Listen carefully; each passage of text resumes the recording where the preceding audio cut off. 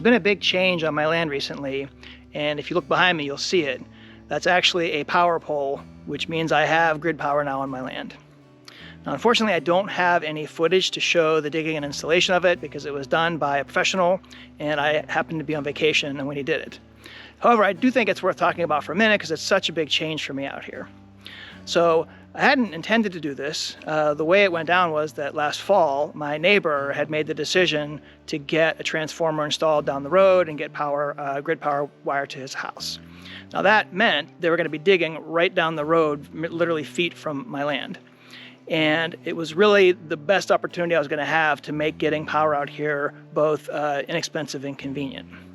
So it kind of seemed silly to say no. But what really surprised me was when I thought about the idea of getting power on my land, the first thing I felt was afraid, which is kind of crazy if you think about it, because 3 years ago, it never would have even occurred to me to have a house that didn't have power.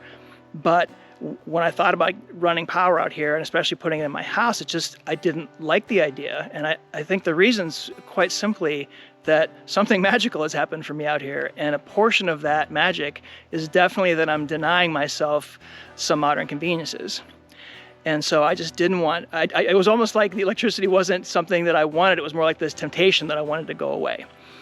But in this particular situation, I think logic kind of dictated that if I was ever going to get power on my land, I should do it now. So I did decide on what I thought was a reasonable compromise.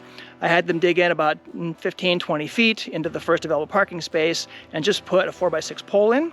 And on that pole is a car charger and 2 outdoor outlets, which means that I don't have power going to my house. And it kind of felt like the best happy compromise for me, but also to be able to do simple things like charge my car, which I've been having to do in town for several years now, and it's actually super inconvenient to do that.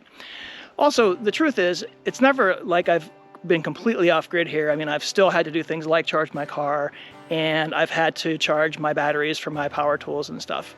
So all this really does is move my relationship with the power grid from town, which is 10 to 15 minutes away, to on the edge of my property, which is a short walk. So I've had this working in power to the pole for a couple weeks now, and it's been a good thing. I mean, it's been really nice to be able to charge my car, as I said.